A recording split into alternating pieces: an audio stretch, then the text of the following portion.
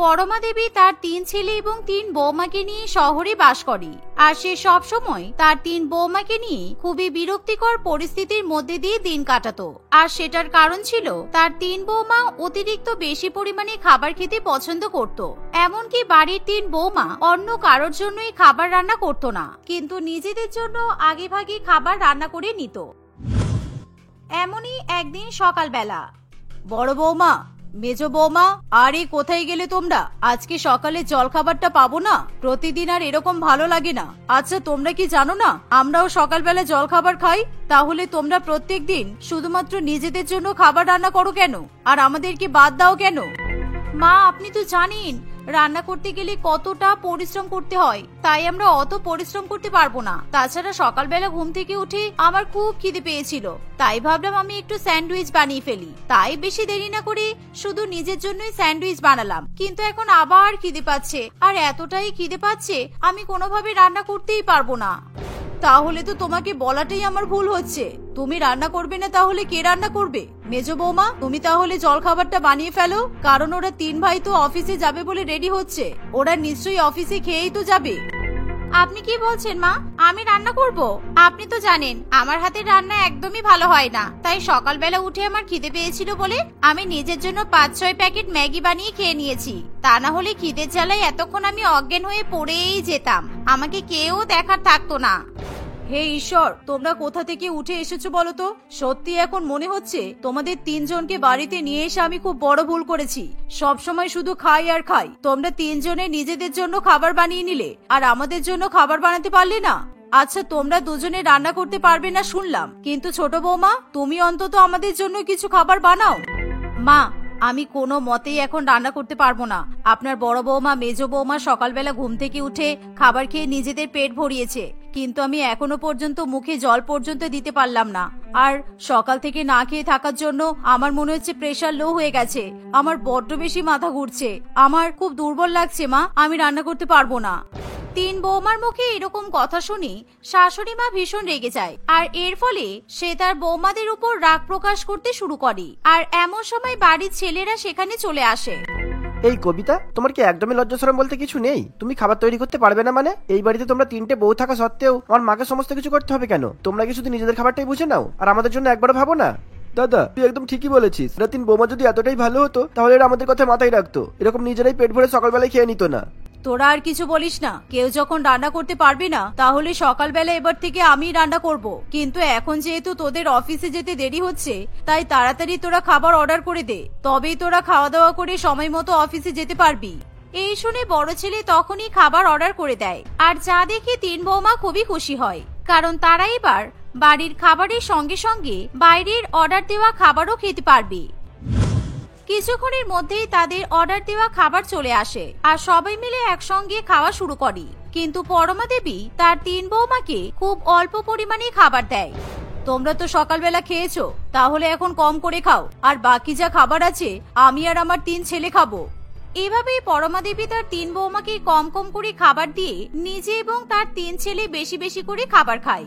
এর ফলে সেই কম খাবার খেয়ে 3 বৌমার কিছুতেই পেট ভরে না। আর খাওয়া দাওয়া করার পর যখন তাদের স্বামীরা কাজে চলে যায়, তখন 3 বৌমা আবার অনলাইন থেকে খাবার অর্ডার করে। এই দেখে তাদের শাশুড়ি মা প্রচন্ড পরিমাণে রেগে যায়, কিন্তু এবার সে তার বৌমাদের কিছু বলে না। এভাবেই সময় কাটতে থাকে, আর 3 বৌমা প্রতিনিয়ত একইভাবে পেটুকদের মতো খাওয়া দাওয়া করতে থাকে। তারা কোনো রকম ভাবে নিজেদেরকে পরিবর্তন করতে চায় না। তাদের যখনই খিদে পায়, তখনই তারা নিজেদের মতো কিছু না কিছু খাবার রান্না করে খেয়ে নেয়। এমনই একদিন, আচ্ছা, তোমরা 3 জনই তো সবসময় রান্না করে থাকো, আর আমি ফ্রিজে 5 কেজি টমেটো রেখেছিলাম, টমেটোগুলো কোথায় গেল? আমি কিভাবে জানবো আপনার অতগুলো টমেটো কোথায় গেল? আমি তো শুধু অল্পই টমেটো নিয়েছিলাম, টমেটো চাটনি করব বলে। ও, তাহলে তো অর্ধেক টমেটো মনে হয় তুমিই শেষ করেছো। আর বাকি তোমরা দুজনে কি করেছো টমেটো দিয়ে? আসলে মা, আমি কয়েকটা টমেটো নিয়ে ফোনে রেসিপি দেখে টমেটো সস বানানোর চেষ্টা করছিলাম, স্যান্ডউইচের সঙ্গে খাবো বলে। আর হ্যাঁ মা, বাদ বাকি যে কয়েকটা টমেটো ছিল সেগুলো দিয়ে আমি টমেটো স্যুপ বানিয়ে খেয়েছি।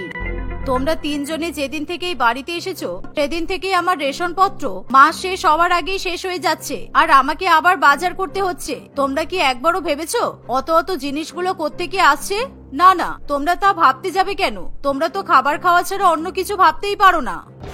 মা, আপনি দয়া করে আমাদেরকে এভাবে বলবেন না। ঠিক আছে, আমরা একটু বেশি খাবার খাই তাই বলে আপনি আমাদেরকে এরকম ভাবে বলবেন? যদি আমাদের জায়গায় আপনার 3 মেয়ে হতো তাহলে আপনি তাদেরকে কথা শোনাতে পারতেন। চুপ করো।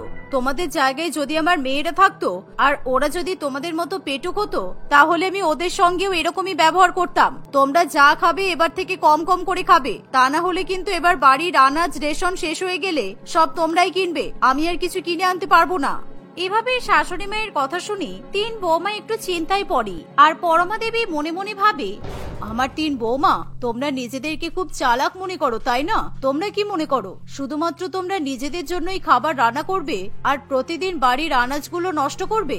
না, আমি আর এরকম হতে দেব না। তোমাদের মতো পেটুক মানুষ পৃথিবীতে যে অন্য কেউ আছে তা নিয়ে আমার খুব সন্দেহ। আমাকেও চেনো না তোমরা। আমি এবার খুব কম করে রেশনপত্র কিনে আনবো, দেখি এবার তোমরা কি খাও। পরমা দেবী মনে মনে এমনই ভাবনা চিন্তা করে খুবই খুশি হয়। আর এভাবেই কিছুদিন যেতে না যেতেই 3 বৌমা দেখে যে রান্নাঘরে সব আনাজ এবং রেশন শেষ হয়ে গেছে। মা, বাড়িতে তো আর কিছুই নেই, সব রেশনপত্র শেষ হয়ে গেছে। আপনি বাজার করে নিয়ে আসুন না মা। হ্যাঁ হ্যাঁ, আমি ওই জন্যই তো যাচ্ছিলাম। ঠিক আছে, তোমরা বাড়িতেই থাকো, আমি যাচ্ছি। এই বলে পরমা দেবী বাজারে চলে যায়। আর 3 বৌমা শাশুড়ি মায়ের বাজার থেকে ফিরে আসার জন্য অপেক্ষা করতে শুরু করে, কারণ তাদের প্রচন্ড পরিমাণে খিদে পায়। আর এখন বাড়িতে কিছু না থাকায় তারা নিজেদের মতো করে খাবার রান্না করতেও পারে না। আচ্ছা, আমরা যদি কোনো আত্মীয় স্বজনদের বাড়িতে যাই তাহলে তো আমরা ভালো ভালো খাবার খেতে পাবো, তাই না? আমাদের কাছে তো এখন টাকাও নেই যে আমরা অনলাইনে খাবার অর্ডার করে খাবো। জানিস, কমলেশ আমাকে আর টাকা দিতেই চায় না, কারণ ও ভালো করে বুঝতে পেরে গেছে আমার কাছে টাকা থাকলেই আমি খাবার অর্ডার করব। তুমি ঠিকই বলেছো, অনেকে তো আমাকে টাকা দিতে চায় না, তাই এখন আমার কাছেও টাকা নেই। তবে আত্মীয় স্বজনদের বাড়িতে আমরা কোথায় যাব? আমরা যারই বাড়িতে যাই না কেন সেখানে গিয়ে আমাদের অনেক দুর্নাম হবে আর শাশুড়ি মাও জানতে পেরে যাবে। তাই আমি বলছিলাম কি, কোনো এক প্রতিবেশীর বাড়িতে গেলেই ভালো হয়। হ্যাঁ, তোমরা ঠিকই বলছো।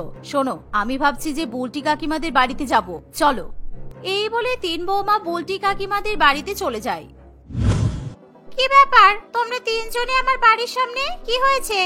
কাকিমা দেখুন না, আমার শাশুড়ি মা অনেকক্ষণ আগে বাজারে গেছে কিন্তু এখনো আসছে না, আর বাড়িতে কোনো খাবার নেই। আমাদের খুব খিদে পেয়েছে, আপনাকে বলে বোঝাতে পারবো না। তাই আমরা একটু এদিক ওদিক হাঁটাহাঁটি করে আমাদের খিদের জ্বালা মেটানোর চেষ্টা করছিলাম। তাই ভাবলাম একটু আপনার সঙ্গে গল্প করে যাই। কাকিমা, আপনার কাছে এসেছি, আপনি আবার কিছু মনে করবেন না তো?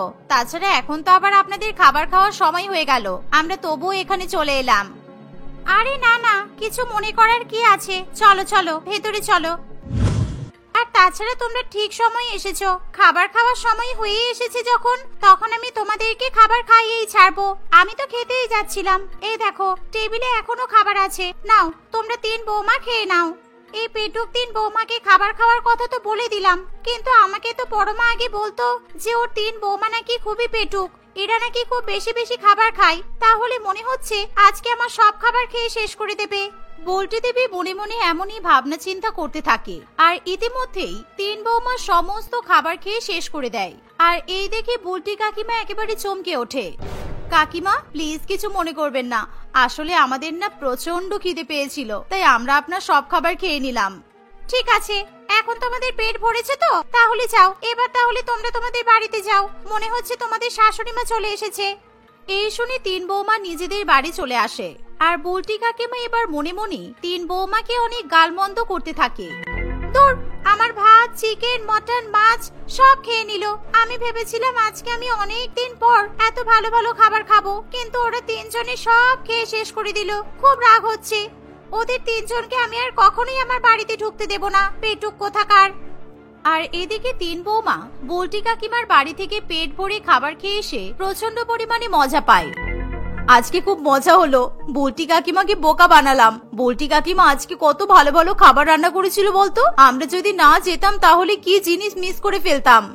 এভাবেই তারা তিনজনে হাসি ঠাট্টা করতে থাকে। আর তখনই তাদের শাশুড়ি মাও সেখানে চলে আসে। শাশুড়ি মায়ের সঙ্গে সঙ্গে তার তিন ছেলেও বাড়িতে আসে, কারণ আজকে যেহেতু বাড়ির ছেলেরা অফিসের জন্য কোনো টিফিন নিয়ে যায়নি, তাই তারা দুপুরে বাড়ির খাবার খেতে চলে আসে। কিন্তু তারা বাড়িতে এসে দেখে যে তিন বৌমা তখনও ভালো ভালো খাবার খাচ্ছে। কি ব্যাপার, বাড়িতে তো কিছুই ছিল না, তাহলে তোমরা এত খাবার কোথায় পেলে? নিশ্চয়ই তোমরা খাবার অর্ডার করেছো। মা, ওদের কাছে তো টাকা পয়সা কিছুই ছিল না, তাহলে খাবারগুলো কোথা থেকে পেলো? কি ব্যাপার, তোমরা এই খাবারগুলো কোথা থেকে পেলে বলো? আসলে কি জানো তো, আমরা তিনজন খিদে সহ্য করতে না পেরে বুলটি কাকিমাদের বাড়িতে গিয়েছিলাম, আর বুলটি কাকিমা আমাদেরকে পেট ভরে খাবার খাইয়েছে। শুধু তাই নয়, বুলটি কাকিমার বাড়িতে কিছু টাকাও রাখা ছিল। আমরা লুকিয়ে লুকিয়ে সেই টাকা নিয়ে চলে এসেছি, আর সেই টাকা দিয়েই খাবার অর্ডার করে খাচ্ছি। এই শুনে পরমা দেবী এবং তার তিন ছেলে প্রচন্ড পরিমাণে রেগে যায়। ছি, তোমাদের লজ্জা করলো না? তোমরা খাবার খাওয়ার জন্য এতটা নিচে নামতে পারলে? শেষ পর্যন্ত লোকের বাড়ি থেকে চুরি করতে হচ্ছে। না, তোমাদের মতো চোরেদের আমি কিছুতেই বাড়ি রাখতে পারবো না। বেরিয়ে যাও আমার বাড়ি থেকে। আজকে বুলটিদের বাড়িতে চুরি করেছো, কালকে তো অন্য বাড়িতে চুরি করতে যাবে। আমাদেরকে ক্ষমা করে দিন মা, আমাদের সত্যি এরকম ভাবে অন্য কারোর বাড়িতে গিয়ে টাকা চুরি করে নিয়ে আসাটা ঠিক হয়নি। আমরা আর কখনো এরকম করব না, কিন্তু দয়া করে আমাদেরকে তাড়িয়ে দেবেন না। হ্যাঁ মা, আপনি আমাদেরকে ক্ষমা করে দিন। আমরা সত্যি বলছি, আমরা আর কখনো এরকম করব না। আর আমরা বেশি বেশি খাবার খাওয়াও ছেড়ে দেব। আমরা আপনাদের সঙ্গে কম করেই খাবার খাবো। এভাবে তিন বৌমা প্রচন্ড কান্নাকাটি করতে থাকে এবং সকলের কাছে হাত জোর করে ক্ষমা চাইতে থাকে। এর ফলে বাড়ির সবাই তাদেরকে ক্ষমা করে দেয়। সেদিনের পর থেকে তিন বৌমা বাড়িতে পরিমাণ মতো খাবার রান্না করে আর পরিমাণ মতোই খাবার খায়। আর এভাবেই তারা হাসি খুশি দিন কাটাতে থাকে।